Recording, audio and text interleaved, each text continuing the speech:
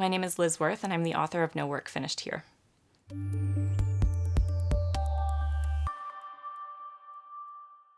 I came across Andy Warhol's novel A, really because I was just a fan of Warhol, and I knew that there were books that he had put out. So I was really just doing my own fangirl exploration of it. And when I found A, I was really interested in it. Because I was really interested in just in the concept of a novel having been put together solely through recorded conversations with people.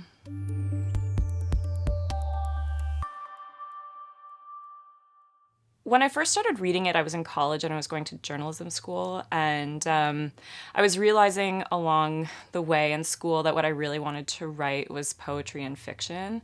And I had no time because I was going to school full time and then I was working part time.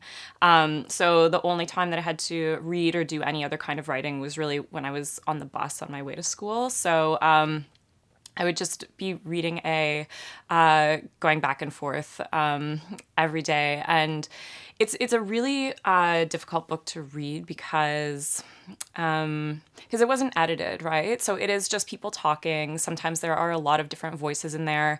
There are typos that, a decision had been made to just leave in to the book. So it's not a very readable book, but there are these really interesting little pieces of text in there that are really beautiful just on their own. And so I started to play around with them a little bit and just make little poems out of those lines. And that was what I ended up coming back to as an idea years later when I started working on this project.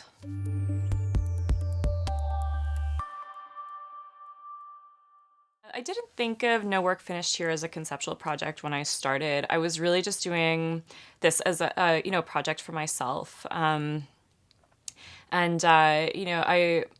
could see it. I could definitely see how it could be classified as that.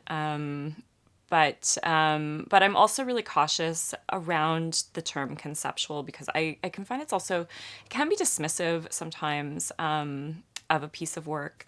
And I think we always have to be really careful when we're using that term, that we're not putting the idea ahead of the actual output of a project.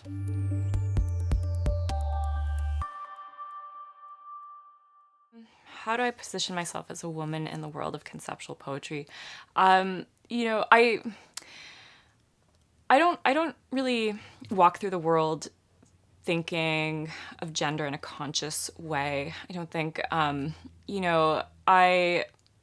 always feel like, very connected to feminine energy, but I feel just as connected to masculine energy. And I see, people always as encompassing both to varying degrees. And so, in my work and in my day-to-day life, I just, I don't think of myself necessarily as a woman first in any situation. I'm just me. And there are lots of things that I do that, that people might say is more of a boys club or more of something that is a male activity. So for example, I lift weights every day. When I go to the gym, I see a lot of other women lifting weights too, and some of them are lifting heavier than the men, but no one's necessarily thinking that or saying that. Everyone's just kind of doing what feels right to them, what's within their own capacity, their own capability, their own ambition. So yeah, I never think about gender in terms of art or creativity or anything like that. I never feel like I've stepped into some kind of boys club that I've not invited to. I just kind of do whatever, I feel inclined to, whatever I feel inspired to do. And I just take it from there and I just show up as myself.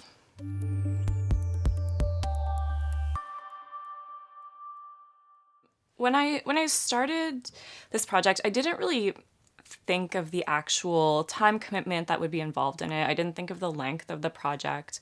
I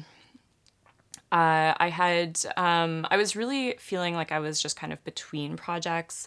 My dad had died just a couple months before I started this project, and I had a novel that was coming out a few months later, and I just needed something because I didn't know what I was necessarily going to do after my novel came out. And so I just, I've always felt really inspired by Warhol. And I had started to think back to how I used to read on the bus when I was going to school years before. And I felt really inspired by picking up that idea again and actually making something more of it. And at the time, too, I was also really inspired by some other local writers who were working on some conceptual projects of their own. And so I just started it, and I really just saw it as something that I could do a day at a time. And I think because I did take it a day at a time, I didn't feel as overwhelmed in looking at this book and seeing it's 450 pages long. It was just something that I could just do in little pieces, and I think that really helped.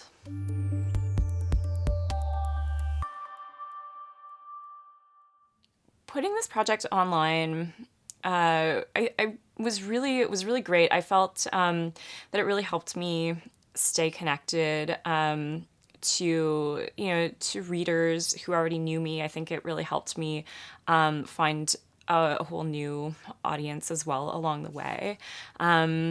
And it was like, I don't know, I just always felt, to me, I think it kept me inspired along the way, because I could just connect the project to people immediately, right? And I really did try to stay committed to putting new poems up online every day. So I felt like I had a really great rhythm and momentum behind it once I started doing it publicly. Sometimes when people have a blog, or doing something else online, there's almost this a sense of accountability that goes along with that, because all of a sudden, if you have people watching, then you really feel like, okay, I have to follow through with this now, right? You can't drop it off. So that can be kind of exciting in that way when you know that people are interested in your project, because they can kind of keep you going as well.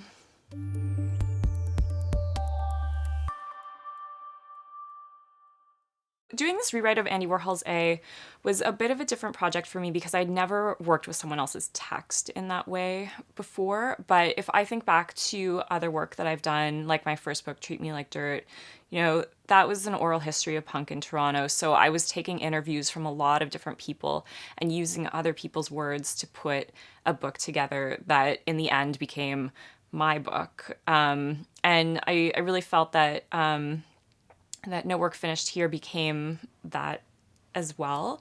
Because, I had still had to get filtered through me, and it still had to have my own perspectives and perceptions in the words that were chosen and what was deemed important enough to actually use in my own project. So I think that, it's similar in those ways.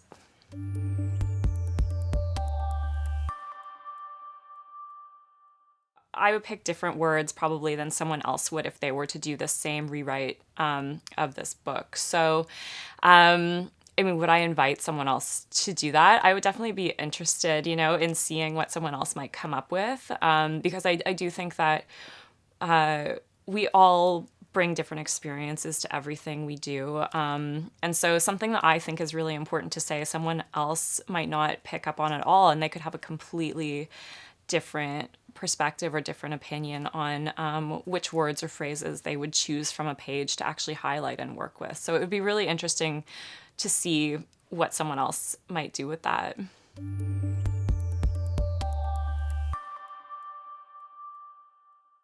I would like readers of No Work Finished Here to take something personal away from this book. Of course, I always want anyone to read a book however they want to and relate to it, however feels right to them. But I would really hope that someone could read these poems the way they would read any other kind of poetry or any other kind of book, and maybe read something that really resonates with them, or that they feel they can really identify with, whether that's an experience or some kind of memory or even just an image. If there's something there that they feel reflects back at them, then I really hope that I can give that to people.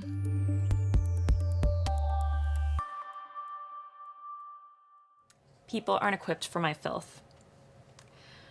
From the outside, there's always trouble, so precious, like living higher than every other day. Amuse me up here in background. 77th cut especially weird, living like a riot. I lose lots of friends, been robbed twice, all of my amphetamine, time. People aren't equipped for my filth, and I can't be deceptive. I don't know why. Hey, listen, I think we better go through everything amazing. Why don't we take a hit? Sweet subterfuge, walk way down there. Upset doesn't matter. Someone always loses something. My darling. My darling got mean. She said it was one of those days. I suspected television, magnificent rumors. I didn't have to know the spread of wonder would save her. For the first time, she's afraid of what someone said to me. You're really fucking her up, aren't you? I won't answer that.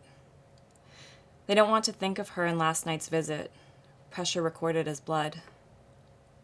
Everyone looks so happy as they tell me about her pinching drugs, working the divine to zero. Can't support what people are believing. She's still as night. What do you hold? Not her. Dare to stop us. I'm beginning to talk like her, the girl who says she wants anything. Sleeping pills, coffee, a little mother. Afraid somebody's going to forget to be vaguely interested. I slept over last night. She doesn't look like the same person in the nighttime, slipping barbiturates, a mysterious act. If she wants a drug, she takes it. How stoned do you get with your life in your hands? To be a missing woman in the morning is to go off on your own, be a mysterious presence, completely marvelous, cut off from names and talk and sounds, jolting in time to a furious problem. Say we had to. Dare to stop us.